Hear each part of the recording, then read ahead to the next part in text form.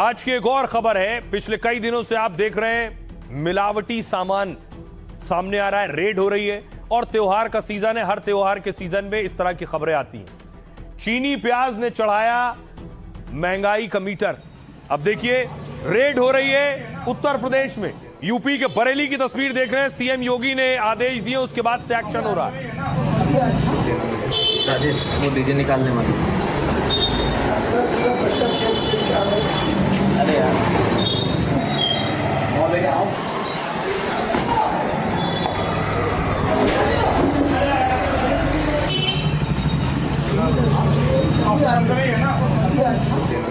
राजेश वो डीजे निकालने वाले। अरे यार अब देखिए जरा, बरेली के अलावा ये मेरठ की तस्वीर है। प्रशासन ने मावा जब्त किया है। ये वही मावा, इस तरह के मिलावटी मावे से मिठाई बना दी जाती है और त्योहारी सीजन में परोस दी जाती है।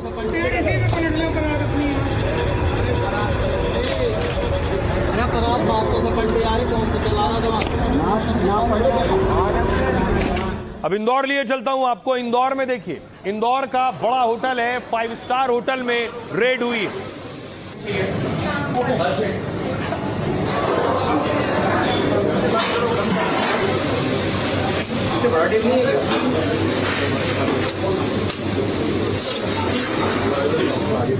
इसके बाद देखिए सील लगा दी है।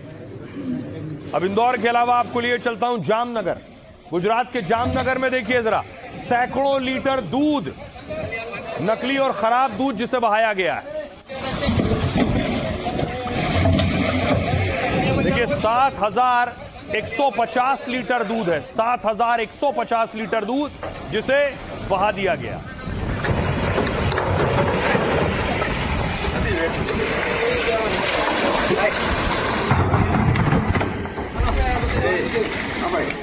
अब देखिए इसी तरह रास्ते में मध्य प्रदेश में एक तेल का टैंकर जा रहा था। तेल का टैंकर पलट गया और तेल की लूट शुरू हो गई। ये मध्य प्रदेश के गुना की तस्वीर है। लोगों को देखिए, तेल टैंकर पलटने के बाद आए, तेल भर भर कर ले गए पीपों में। पाम ऑयल लगा, पाम ऑयल, पाम ऑयल लगा, पाम ऑयल।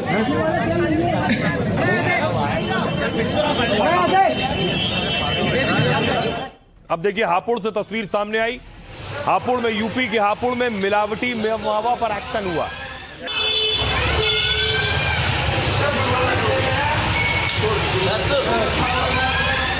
उस लड़के का अपना ध्यान रखना। नोएडा में 600 किलो पनीर, नकली पनीर पकड़ा गया है। यह नोएडा की तस्वीर आप देख रहे हैं। 600 किलो पनीर जिसे पकड़कर नष्ट किया गया।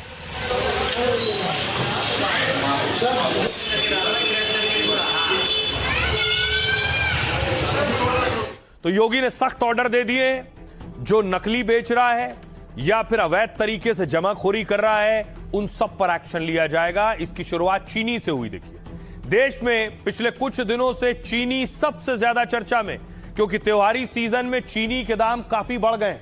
ऐसे में शीर्ष चीनी उत्पादक राज्य में एक्शन शुरू हो गया है।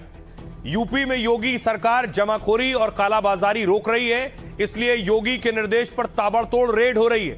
बरेली में जिला आपूर्ति विभाग ने श्यामगंज मंडी में छापा मारा है। अचानक टीम के आने से मंडी व्यापारियों में हड़कंप मच गया है।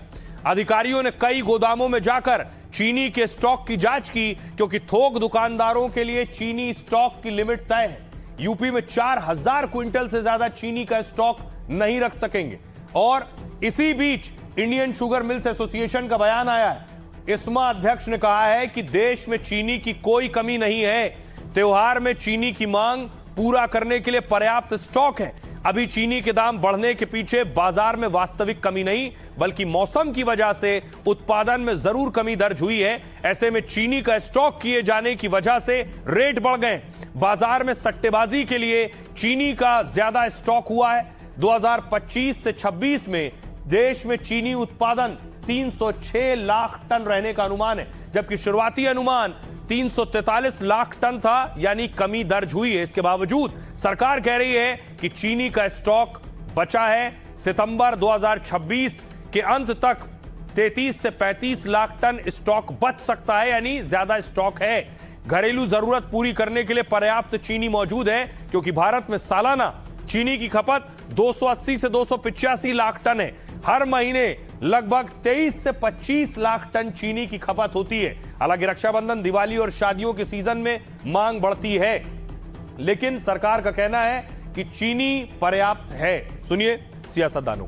25 लाख टन 25 लाख टन के बराबर जो चीनी थी, उसका गन्ना जो है उसका शुगर केन डाइवर्ट कर दिया इथेनॉल प्रोडक्शन के लिए, इसीलिए चीनी के दाम पूरे देश में बढ़ गए हैं। 31 जुलाई को चीनी के दाम 45 रुपए किलो थे देश में, लेकिन अब 70 रुपए पार कर चुके हैं। एक महीने के अंदर 25 रुपए पर केजी चीनी के दाम बढ़ गए हैं। अब चीनी भी महंगी हो गई, मिलावटी पेट्रोल की वजह से भी लोग दुखी हैं और कोई फॉरेन एक्सचेंज नहीं बच रहा। चीनी के दाम नेताजी बहुत तेजी से बढ़ गए हैं, कैसे देखते हैं? कोई दिक्कत नहीं, चीनी का दाम बढ़ने से किसानों को कोई परेशानी नहीं। कोई दिक्कत नहीं, चीनी का दाम बढ़ने से किसानों को कोई परेशानी नहीं। सरकार ने पिछले 4 से 6 हफ्तों में कुछ बहुत अच्छे कदम उठाए हैं। चीनी का आयात एक और महत्वपूर्ण कदम है जिसकी घोषणा की गई है। चीनी की कोई कमी नहीं है, चीनी उपलब्ध है। हमने सरकार से व्यापारियों के लिए स्टॉक रखने की सीमा 400 टन से घटाकर 200 टन करने को कहा है, ताकि बाजार में ज्यादा चीनी आ सके और त्योहारों के दौरान ग्राहकों को कीमतों में असल सुधार देखने को मिले। महंगा हो रहा तो सरकार को लगाम लगाना चाहिए ना, कि गरीब आदमी खत्म हो रहा है, मर रहा है। क्या आपके घर में चीनी 70 रुपए की नहीं आ रही है? सस्ती आ रही है, 40 रुपए की आ रही है, हैं? कितने की आ रही है? रक्षाबंधन से ठीक पहले चीनी का दाम बढ़ाकर 70 रुपया कर दिया। आप सोचिए मिठाइयाँ कितनी महंगी होंगी। जो भाई अपनी बहन के लिए मिठाई लेकर जाएगा, जो बहन अपने भाई के लिए मिठाई लेकर जाएगी, पूजा की थाली में जो मिठाई रखी जाएगी वो कितनी महंगी हो गई। इससे आम जनता की रोजमर्रा की जिंदगी पर असर पड़ रहा है साहब। अब देखिए जरा, बड़ी चीज यह है कि एक्शन तो हो रहा है, लेकिन चीनी के दाम बढ़ने से मिठाई के दाम भी बढ़ रहे हैं, लेकिन मावा भी नकली आ रहा है। देखिए एक तस्वीर आई हमीरपुर में, वहां पहुंची पुलिस और हलवाई से कह रही है अपनी बनाई हुई मिठाई खाओ, तो उसने हाथ जोड़ लिया, अपनी बनाई मिठाई खाने को तैयार नहीं। आप खा लो बुकार यार, आप खा लो बुकार यार, क्योंकि ऐसा करिए अपने हाथ से डाल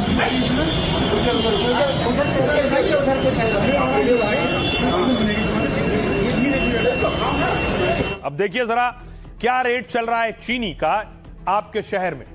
अलग अलग शहरों के रेट आ गए। दिल्ली में 60 से 70 रुपए किलो चीनी मिल रही है, मुंबई में 65 से 70 रुपए किलो चीनी है, कोलकाता में दाम पहुंच गए हैं 64 से 70 रुपए के बीच। इसके अलावा लखनऊ देखिए 65 से 68 रुपए में चीनी लखनऊ में है, पटना में भी 65 से 68 का रेट है, और पंजाब में देखिए 65 रुपए किलो चीनी मिल रही है। ये तो चीनी के दाम हो गए, लेकिन चीनी के दाम आखिर बढ़ क्यों रहे हैं? क्या वजह है बढ़ने के पीछे? और चीनी के दाम बढ़ेंगे तो इसका असर मिठाई पर भी पड़ेगा। देखिए रक्षाबंधन से ठीक पहले मिठाई पर महंगाई की मार पड़ रही है। चीनी महंगी होने की वजह से मिठाई के दाम बढ़ने लगे, क्योंकि त्योहारी सीजन में मिठाइयों की मांग तेजी से बढ़ती है। खासकर रक्षाबंधन, गणेश उत्सव, दिवाली पर डिमांड ज्यादा हो जाती है।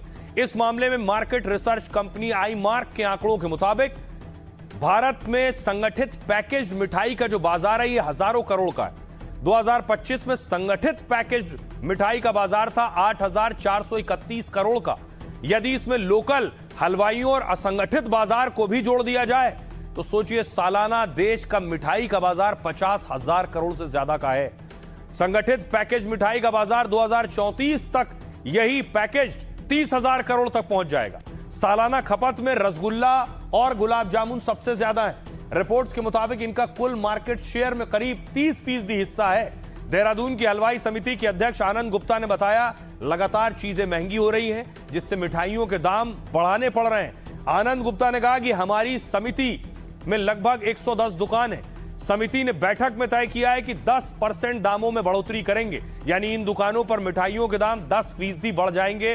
दरअसल मिठाई बनाने के लिए करीब 25 चीजों की जरूरत पड़ती है और इनमें ज्यादातर के दाम बढ़ चुके हैं। गैस सिलेंडर भी महंगा हो गया है। कमर्शियल सिलेंडर 1526 रुपए से बढ़कर 3,000 रुपए का हो गया है।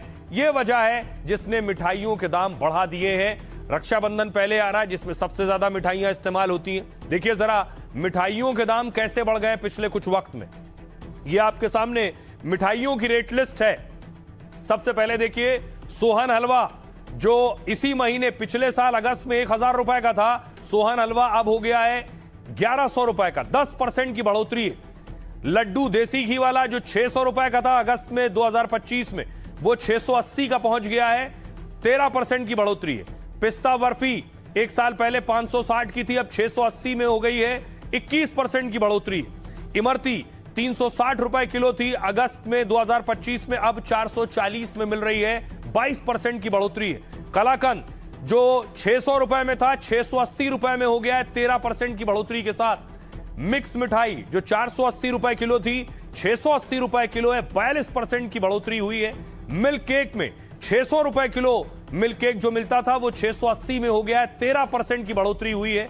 डोडा बर्फी 600 रुपए किलो मिलती थी, अब 680 रुपए किलो मिल रही है, इसमें भी 13% की बढ़ोतरी हुई है। जलेबी देखिए 280 रुपए किलो की जलेबी का रेट था, अब 320 रुपए किलो हो गया है, 14% की बढ़ोतरी हुई है। गुलाब जामुन एक पीस जो 20 रुपए में था वो 25 रुपए पहुंच गया है, 25% की बढ़ोतरी। रसगुल्ला एक पीस 25 से दाम 30 रुपए हो गए, 20% की बढ़ोतरी हुई है। अब इस बार रक्षाबंधन में ज्यादा पैसे खर्च करने पड़ सकते हैं। सुनिए जरा क्या कुछ कह रहे हैं हलवाई और मिठाई व्यापारी। जो मिठाई जिस रेट से बेच रहा है उसके ऊपर वो अपने 10% का इजाफा कर लेगा। मान लो 68 रुपए किलो वो मिठाई बेच रहा था, 680 रुपए किलो मिठाई बेच रहा था, तो वो 68% में 10% बढ़ा के 6 रुपए 80 पे तो 68 रुपए बढ़नी चाहिए, तो वो 70 रुपए बढ़ा लेगा। तो इस तरीके से हम लोगों ने जायज करा है। इनके 800 रुपए किलो का 80 रुपए बढ़ गया, 10% के हिसाब से 880 हो गई इनकी। तो सब 50 रुपए से और 80 रुपए किलो की तेजी आएगी। आपको लगता है कि रेट अभी कब तक ये आप बढ़ेंगे रेट? ये 2-4 दिन में बढ़ जाएंगे। अब आपको बताऊं कि आखिर क्यों महंगी हो रही है मिठाई, क्योंकि मिठाई में सिर्फ चीनी नहीं पड़ती है, मिठाई में बहुत सी चीजें पड़ती हैं और सबके दाम बढ़ गए पहले के मुकाबले अब तक। देखिए जरा चीनी जो 44 रुपए किलो थी इसी महीने में, पिछले साल वो अब 70 रुपए किलो हो गई है, 60% की बढ़ोतरी चीनी में हो गई है। पिस्ता जो मिठाई में पड़ता है 1950 रुपए किलो था, अब 4500 रुपए किलो हो गया पिस्ता, 130% की बढ़ोतरी। मूंग दाल अगस्त 2025 में 100 रुपए किलो था, अब अगस्त 2026 में 138 रुपए किलो बढ़ोतरी हुई, 38% की बढ़ोतरी। इलायची छोटी अगस्त 2025 में 2600 रुपए किलो थी, अब 2026 में 3200 रुपए किलो है, 23% की बढ़ोतरी हुई। वनस्पति घी 140 रुपए किलो था, अब 170 रुपए किलो हो गया, 21% की बढ़ोतरी हुई। देसी घी जो 620 रुपए किलो था वो अब 720 रुपए किलो हो गया, 16% की बढ़ोतरी। रिफाइंड तेल 137 रुपए किलो था, 165 रुपए किलो पहुंच गया है, 20% का इजाफा हुआ है। आटा अगस्त 2025 में 32 रुपए किलो था, जो 35 रुपए किलो हुआ है, इसमें 9% की बढ़ोतरी। मैदा में जो 33 रुपए किलो मिल रहा था पिछले साल वो अब 35 रुपए किलो है, इसमें भी 6% की बढ़ोतरी। वहीं बेसन में जो 80 रुपए किलो था वो 85 रुपए किलो हो गया, 6% की बढ़ोतरी। किशमिश में 450 रुपए किलो जो किशमिश मिलती थी वो 480 में मिल रही है, 7% की बढ़ोतरी। ये संभावित दाम है। अब आपको बताऊं, बहुत से लोग ये दावा कर रहे हैं और खासतौर पे सियासतदान ये कह रहे हैं कि चीनी कम हो रही है। चीनी भारत दूसरे देशों से भी मंगा सकता है, उसमें ब्राजील टॉप पर है। देखिए कौन से देश है जहां चीनी का उत्पादन सबसे ज्यादा होता है। ब्राजील में सबसे ज्यादा दुनिया में चीनी उत्पादन ब्राजील में होता है, 4 करोड़ 38 लाख टन चीनी। दूसरे नंबर पर दुनिया में भारत आता है, 3 करोड़ टन चीनी का उत्पादन भारत में होता है। चीन में देखिए 1 करोड़ 26 लाख टन चीनी का उत्पादन चीन में होता है, तीसरे नंबर पर चीन है। थाईलैंड में 1 करोड़ 10 लाख टन चीनी का उत्पादन है। अमेरिका में 85 लाख टन चीनी का प्रोडक्शन होता है। सुनिए जरा, लोगों को सुनिए वो क्या कह रहे हैं। 4 दिन 5 दिन के अंदर ये चीनी का रेट बढ़ गया एकदम से, ऐसी तेज में महंगाई बढ़ रही है, आदमी क्या करेगा बताइए। ये तकरीबन हमारी भी उम्र 55 साल की हो गई है, कभी इतना रेट तेज नहीं हुआ। मेरे को 25 साल हो गए ट्रेड में आए हुए, मैंने नहीं देखी 25 साल में ये दाम। मैंने आज तक नहीं सुने थे चीनी के कि 65 रुपए का दाम या 60 रुपए का दाम, बट मैंने आज तक नहीं सुना था जो आज हो गया है। पहले जैसे 100 बोरी आती थी ना, तो अभी 10 बोरी आ रही है। कितना फर्क है? बहुत फर्क आ गया। अच्छा, दाम में कितना फर्क आया एक हफ्ते में? दाम हफ्ते के अंदर पहले 45 रुपए आ रहा था, अभी 70 रुपए है। सबकी जेब पे इफेक्ट पड़ रहा है और आगे त्योहार और थोड़े से महंगे हो जाएंगे। तो थोड़ा सा लोग सरप्राइज तो हैं इस चीज को लेके, क्योंकि इतना किसने सोचा नहीं था कि प्राइस में इतना हाइक आ जाए। हाँ, इतना दाम अब की बार पहली बार ही बढ़ा है जी। पहले कभी 1-2 रुपए बढ़ जाते थे, अब की बार तो लगभग 17। प्याज के दाम बढ़ रहे हैं, चीनी के दाम बढ़ रहे हैं तो मिठाई फीकी हो सकती है। प्याज के दाम बढ़ रहे हैं तो प्याज रुलाने वाली है क्या? कहां तक जाएंगे दाम? जरा देखिए प्याज का रेट लिस्ट क्या है। दिल्ली में 65 रुपए किलो प्याज मिल रहा है इस वक्त।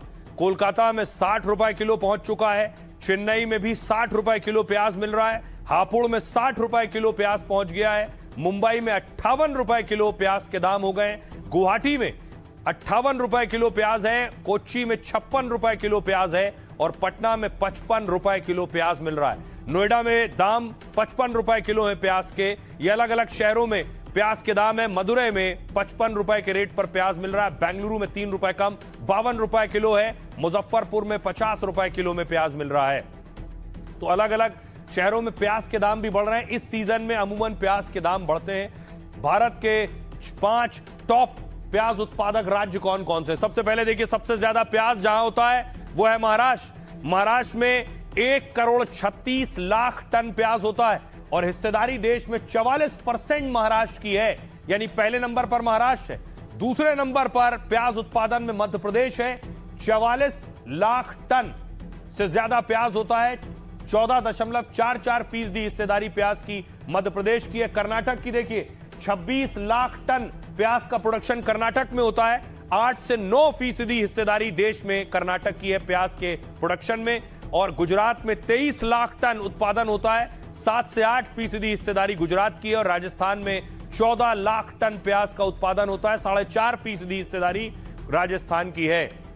तो प्याज हर मौसम में, इस मौसम में खास तौर पे लोगों को रुलाने आता है। सुनिए लोग क्या कह रहे हैं। 500 रुपया मेहनत कमा के लाएगा और मुझे 70 रुपये प्याज खरीदेगा, 100 रुपये चीनी खरीदेगा, वो कहां से उस परिवार को चला पाएगा? एक आदमी कमाने वाला, 4 आदमी खाने वाला, कहां से लाएगा वो पैसा? एकदम 25-30 रुपए से प्याज एक हफ्ते के अंदर 60 रुपए किलो तक पहुंच चुकी है जी। अब देख सकते हो, नहीं करेले बन पा रहे हैं ना कटहल बन पा रही है। ये सब आइटम प्याज की होती है। तो मैं सलाद में रोज चाहिए प्याज, तो आप समझ लीजिए अगर 20% 30% भी बढ़ता है तो उनके दैनिक अगर किसी का परिवार का अगर पर डे का खर्च 300 रुपए है तो 30% यानी 90 रुपए पर रोज बढ़ गए। रहिए, खबरों में आगे बढ़ते हैं। एक दिलचस्प खबर आपको बताने जा रहा हूं। इस तरह की खबर शायद आप पहली बार देख रहे हो। एक भिखारी के घर से 30 बोरा कैश मिला है। 30 बोरा कैश। ये तस्वीर आप देख रहे हैं, कैश ही कैश आपको नजर आ रहा है। ये कैश भिखारी के घर से मिला।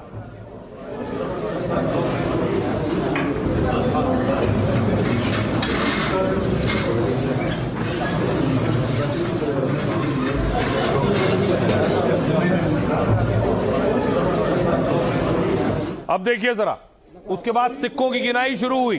सिक्के निकाले गए, एक एक कर उनकी गिनती हो रही है।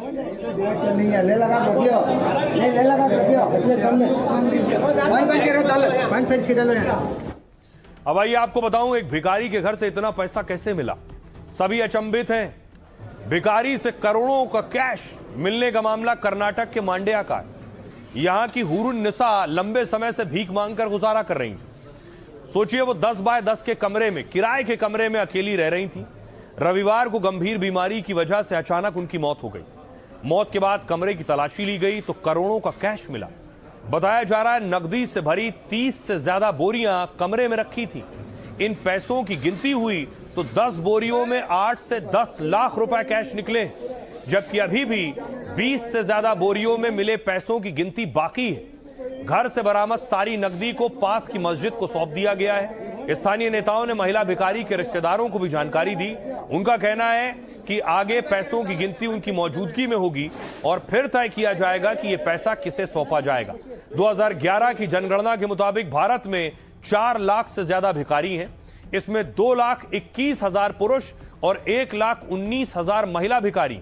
पश्चिम बंगाल में सबसे ज्यादा करीब 81,244 भिखारी हैं। इसके बाद नंबर उत्तर प्रदेश का है, जहां 65,835 भिखारी मौजूद हैं। फिलहाल कर्नाटक में महिला भिखारी से मिले कैश की चर्चा पूरे देश में हो रही है। अब आपको बताऊं कि ये तो वो महिला जिसके पास से 20 बोरे मिले। अब देश में जो करोड़पति भिखारी हैं वो कौन कौन है, उनकी तस्वीर मैं आपको दिखा दूं। भरत जैन, मांगीलाल और पप्पू कुमार। इसमें कई वो भी हैं जो अब कहते हैं नहीं, वो तो भीख नहीं मांगते, लेकिन देखिए भीख मांगकर कितनी और कैसे कमाई की है इन लोगों ने, वो मैं आपको दिखाऊंगा। देखिए जरा कौन कौन उस लिस्ट में है। इन्हें दुनिया का सबसे अमीर भिखारी माना जाता है जिन्हें आप देख रहे हैं इस वक्त। 54 साल के भरत 40 साल से भीख मांग रहे हैं और इनके पास 7.5 करोड़ की संपत्ति होने का दावा है। कहा जाता है कि मुंबई में वो 2 फ्लैट के मालिक हैं, जबकि ठाणे में 2 दुकानें हैं जिनसे किराया आता है। ये है मंगीलाल, इंदौर के चर्चित करोड़पति भिखारी और फाइनेंसर। वो इंदौर के मशहूर सर्राफा बाजार में 8 साल से भीख मांग रहे हैं। कहते हैं वो हर दिन 1000 से 2000 रुपए कमाकर ब्याज पर पैसा दे देते हैं। प्रशासन ने उनका रेस्क्यू किया, उन्हें निकाला तो संपत्ति का खुलासा हुआ। पता चला कि इनके पास 3 मंजिला मकान है, 3 घरों के मालिक हैं ये। इसके अलावा इनके पास 3 ऑटो हैं, 1 कार भी मौजूद है। एक और नाम, इन्होंने हादसे में पैर कटने के बाद पप्पू 8 साल से पटना में भीख मांग रहे हैं। दावा किया जाता है कि वो करीब 1 करोड़ 25 लाख की संपत्ति के मालिक हैं। पटना में पप्पू कुमार के पास 2 जगहों पर कीमती जमीन मौजूद है, जबकि उनका बेटा एक मशहूर इंग्लिश मीडियम स्कूल में पढ़ रहा है। हर दिन वो भीख मांगकर 700 से 1000 से ज्यादा कमा लेते हैं।